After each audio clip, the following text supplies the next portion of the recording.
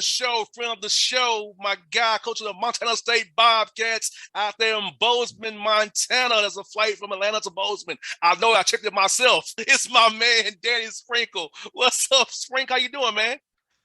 Good, man. How you doing? Always great to be on this show, man. I couldn't be more excited. We had a little off day today and got the text from you and had to get you in the schedule. I appreciate it, brother. Hey, man, I'm doing good, man. Back on the road. Hawks basketball is back in full flight, man. I'm excited, brother. So you were cutting out just a little bit. You said Hawks basketball is back in full flight, brother. It's back in full flight, my God. We flying high, man. We are the Hawks. We are going high, brother. I'll tell you what, everybody's excited about the Hawks after the last push in the playoffs last year, and those guys playing so well. They were fun to watch. It's going to be interesting to see how they got a little bit of a target on their back this year. Hey, I'm gonna be honest with you, man. It's gonna be a tough year for us, man.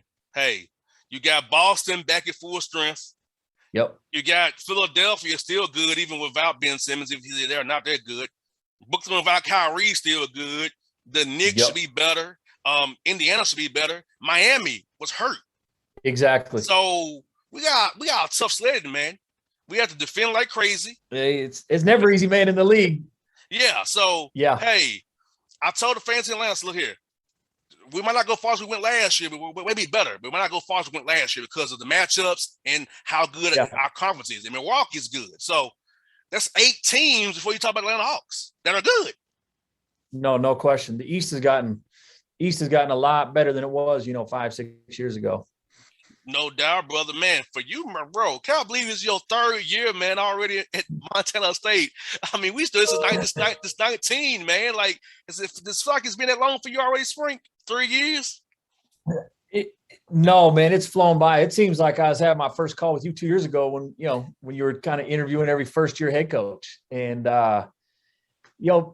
it's gone by fast, but then it's gone by slow because when COVID hit, it's so crazy. It feels like that was like 4 seasons, all the emotions and just everything that everybody had to go through during that 365 days last year, kind of made that season a little bit longer. It felt like a couple seasons, but it's been a blast. It's fun. We got a great group of guys, they're fun to work with, my staff, and then the players, I mean, it's not a job, I haven't even been working. And so, very fortunate for that.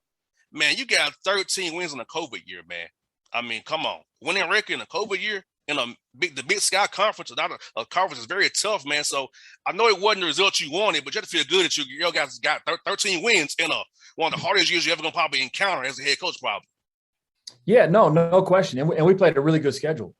It wasn't like we were playing, like something we were playing 5, 6 non-Division I teams. I mean, we played, at UNLV, at Portland, at Pacific, at Washington State. That was the non-conference. And then even in our conference, we played, I believe, 3 or 4 more away games than we did home games. And so the games that we actually had canceled because of COVID reasons, I think four of the 6 were home games. And so, we were kind of the road warriors last year, which was good. I mean, it was actually nice to get out and get into a hotel and you could kind of be with your guys, because you never knew when you were going to get shut down last year. So, it was, like you said, it was great to get that many wins during that year, but, now it's a new season, man. You got to take another step. Now, how hard was it for getting games this year, Spring? Because I know having a winning record, guys don't really want to play you because your teams play hard and defend like crazy. So how hard was it getting games this year, knowing that you all had a winning record in the COVID year and guys really might not want to play you guys unless you had a contract already with them already? Yeah, it was a lot harder than when I first got the job. I know that. Everybody wanted to play us that year. But I mean, it was hard, it was hard, and it's hard because, a lot of schools aren't paying the money they used to guarantee wise with COVID money and all that. And so, I mean, it was tougher for everybody, but I think having, some veteran guys back, 3 or 4 guys, it did make scheduling a lot more challenging, but, that's kind of the life of a mid-major too. There's teams that are in our league, the Weber States, and like people don't want to play them every year either. And so, you got to find a way and you got to play somebody at the end of the day. You got that right, man. Yeah, man. I see, I see some contracts I be seeing them. I saw them say, man, this is bad money they trying to pay y'all. I'll be Yeah.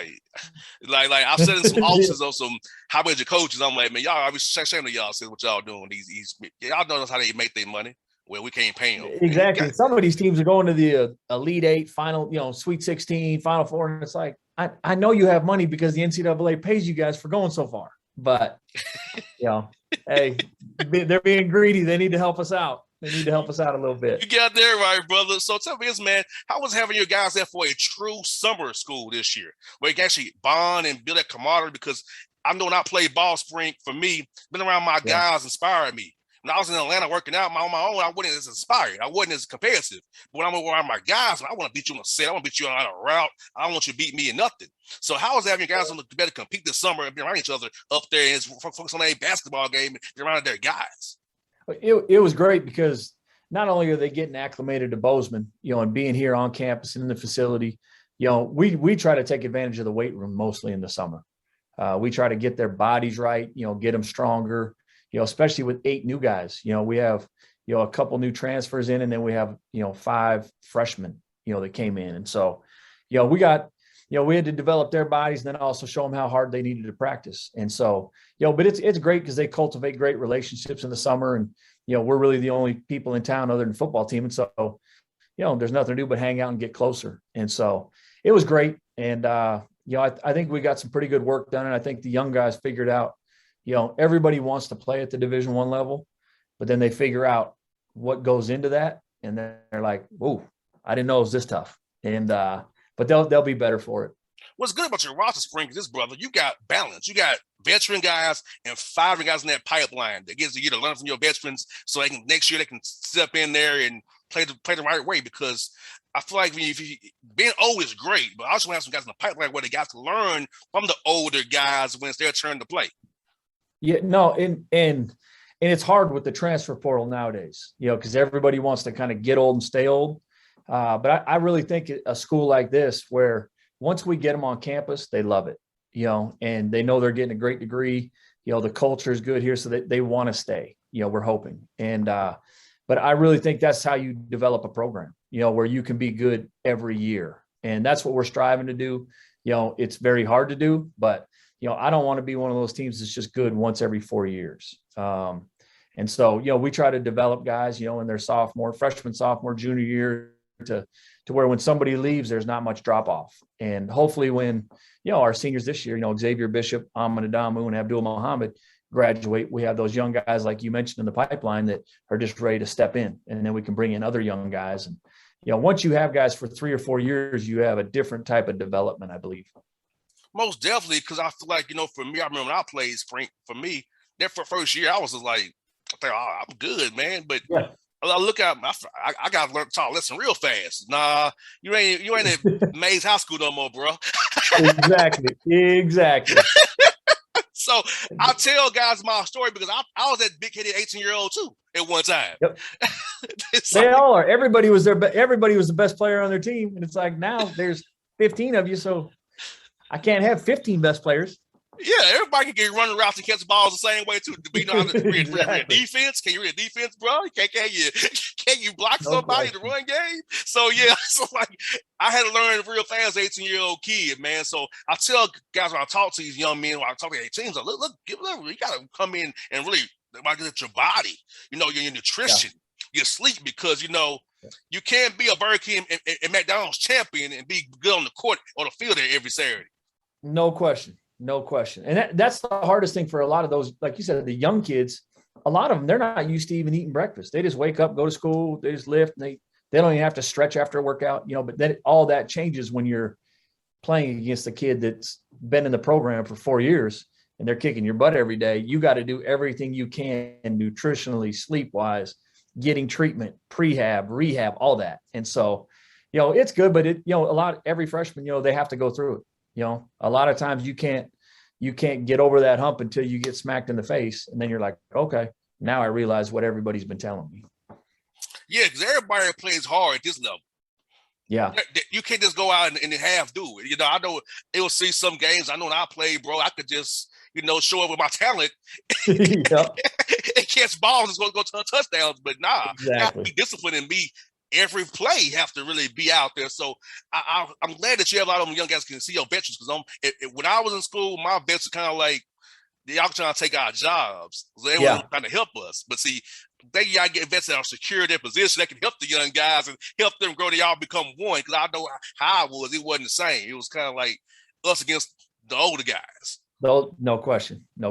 And it's like that some days. And sometimes I'll do that on purpose, put the practice plan together where, hey, it's young guys against veteran guys, and kind of see how they compete.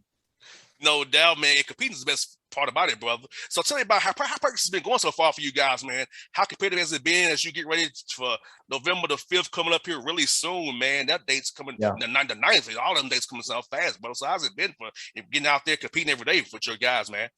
Yeah, it's been great, and it's, everybody used to get excited for the first day of practice, when it used to be October 15th, way back, I guess, when we played. But it's now, when you're working out all summer and you're kind of going in September, that first day of practice is basically just another day of practice. And so you have to be really careful not overdoing it, and kind of wearing the guys out, trying to do different things to keep it fresh. But the main thing, like you just mentioned, you have to compete every day. I don't care what kind of practice we're doing, whether it's a half hour or 3 hours, you're going to play hard. And if you don't, you're not going to be there very long because you're going to get thrown out. But the practices, they've been going good. We've been a little banged up, here and there. A lot of our older guys, kind of the veterans, they've been kind of dinged up and missed, 1 or 2 days here and there. But that's kind of everybody this time of year. It's that grind, that training camp mentality right now up until November. No doubt, man. Cause I know, you know how it is, man. You get tired of you're seeing the same guys every day, man. You want to see a different jersey at one point, man. So I know you look for them scrimmages you all gonna have, but you're gonna have coming up real soon. Scrimmages, man. I know that guys look forward to that because I know how it is, man. The same guys every day gets born out there. Wow, I gotta see somebody else. I want to kill somebody else today. And a couple of my seniors, they're in their 6th year of college, and another one's in his 5th year, and so they've been through this time of year a lot, and so they're just. They're kind of buying their time right now until November. No doubt, man. Let me ask you this, brother. Now, for you guys in Montana State, that portal can be good for you, man. I think it can be good for you because you're a fun guy to play for. You have a good personality. Guys want to play for you. So this upcoming years, as your seniors go away and graduate, y'all use a little bit more this next year to kind of get guys filling the gap between here and there, or kind of still do what you want to do with kind of get the young guys in a little, replace those guys. How y'all use that portal for your guys in Montana State, brother? Yeah, I mean, you definitely have to use it, because there's obviously some really talented teams in our league. And then there's some teams that they strictly go by the portal every year. So they're going to be old every year and they're getting some really good players. And so, you got to keep up, you got to keep up. And a lot of it, you play through the year and you kind of see, what some guys may have and what they don't have. And, you got to adjust, with your recruiting. And so we'll definitely, we'll attack the portal every year. And try to get 1 or 2 guys. We only got 1 last year. We got a kid, Raekwon Battle, a transfer from the University of Washington, who's a super talented player. And so, there's some good and some bad with the portal. But you got to make sure you're doing your due diligence on, the background of the kid and making sure they're a fit for your program. Now, how was your summer? Because every kid that goes in the portal, they're trying to be the guy at the next spot they go to. They're not transferring. Right. Go be a role player. And so, you have to be very truthful and upfront, which I think we are with all of our recruits. And we may even lose some recruits because I don't care. I'll tell them the truth, how I see them fitting in with us. And so. No doubt. And Spring, for me, man, I think this deal was this thought to myself, bro. If I had the portal when I played ball, would I be at Tennessee State still? I have no idea. Besides, it's been close to Atlanta. I don't know if I would have stayed there. Had I had the portal back in 05, 6, 7, 8, Well, it's dangerous because if you have a good freshman or sophomore year, you're going to get hit up by a lot of schools, not even tampering wise, but, your AAU coach or your high school coach, like they're going to call those guys and be able to get in through the back roads. And so, and every 18, 19-year-old kid, they're enticed with playing at the highest level. And so, it's one of those, you're going to get some good players and you're going to lose some good players too.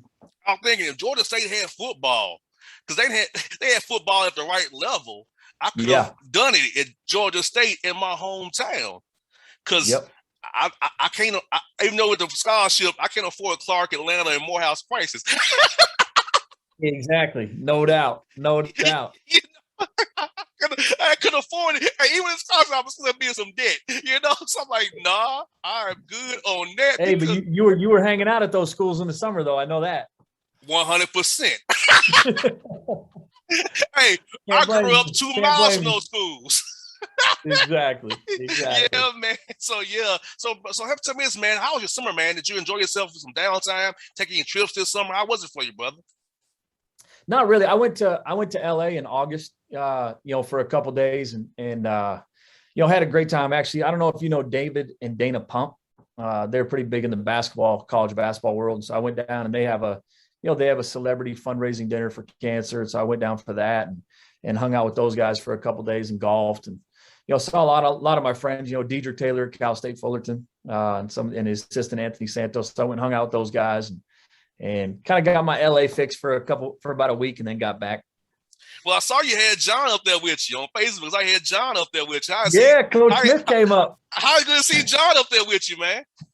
Man, it was awesome. Him and his wife came up and they came up on the football charter with Cal Poly. And, but they were only here for about 26 hours, but they came to, they saw one of our workouts and it was good. We went and grabbed something to eat after, and then we hung out at the football game. And him being a Southern California native, of course, he didn't have a coat.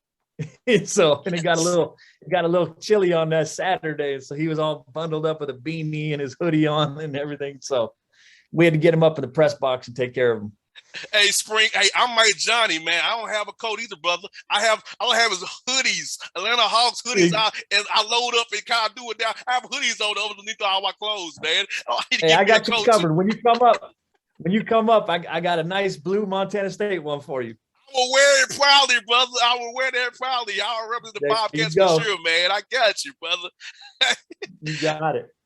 Man, Spring, it's fun to catch it with you, brother. I know we do this every year, man. I'm be looking out for you. You're my guy, man. I'm gonna be cheering for you as always, brother. So, anytime I come to the show, brother, I'm here for you and your program, man. I got your back, brother. Hey, I appreciate you, man. Anytime you need me on, you let me know. Always well. Thank you. I sure will, buddy. Be good, man. All right, brother. No doubt. Later.